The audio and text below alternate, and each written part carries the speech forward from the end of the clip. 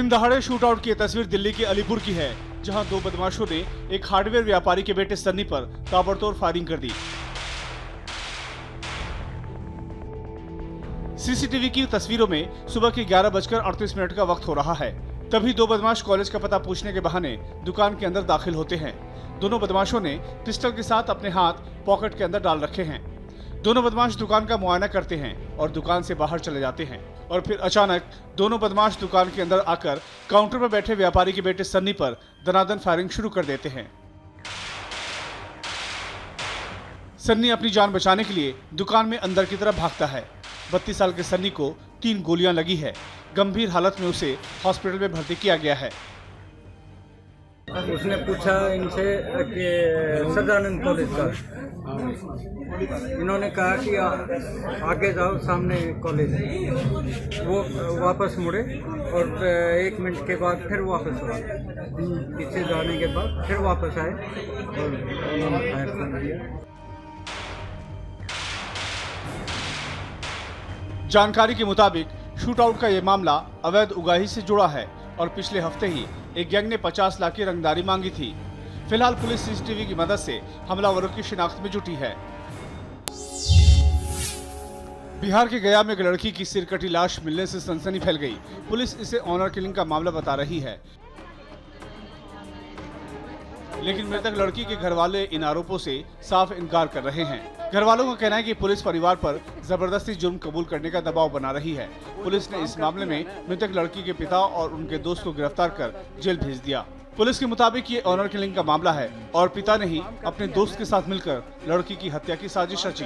वहीं इन आरोपों पर लड़की की मां और छोटी बहन ने कहा कि पुलिस जबरदस्ती हत्या का जुर्म कबूल करा रही है और जो जुर्म हमने किया ही नहीं। वहीं इलाके में हजारों की संख्या में बुनकर समाज के लोग भी पुलिस के रवैये के खिलाफ पावर लूम बंद कर सड़कों पर उतर आए। पुलिस अब नए सिरे से जांच की बात कह रही है।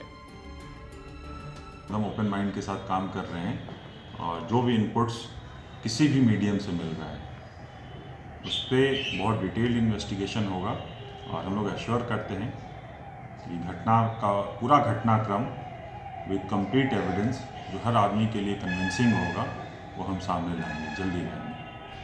अंजना 26 दिसंबर से लापता थी और 6 जनवरी को उसकी लाश मिली थी।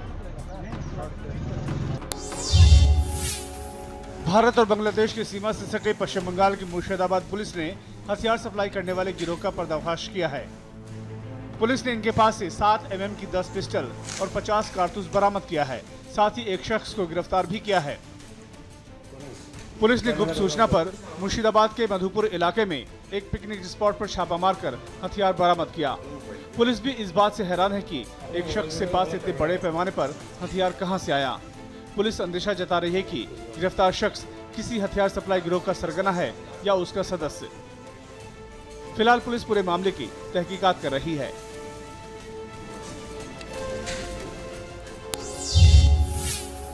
पुलिस गिरफ्त में खड़ा ये शख्स सीआईएसएफ का जवान है, जिस पर बहुत ही गंभीर इल्जाम लगे हैं। पुलिस की पकड़ में आते ही ये पुलिस के सामने गिड़गिड़ाने लगा।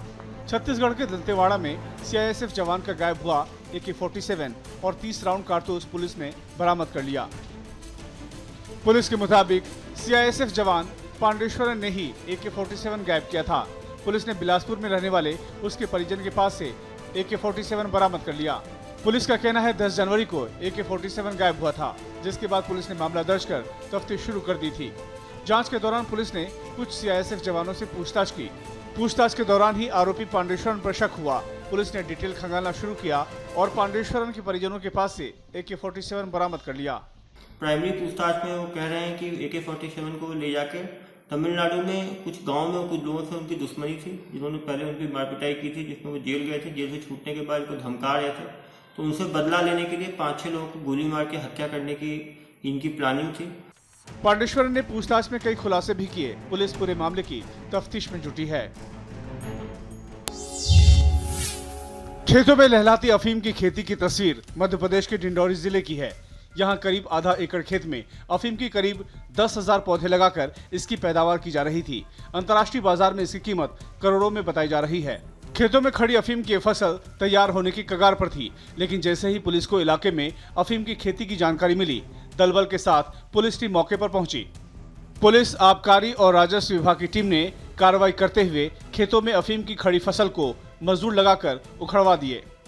सूचना मिली थी कि यहाँ पर पोस्त के पौधे लगे हुए हैं, पोस्त की खेती की जा रही है, तो सूचना के आधार पर यहाँ दबिश दी गई। तो यहाँ पे करीब 10,000 पौधे यहाँ लगे हुए पाए गए, जिसके ऊपर वैधानिक कार्रवाई की जा रही है। अफीम उगाना गैर कानूनी है, फिर भी कई किसान पैसों के लालच में इसकी खेती करते हैं।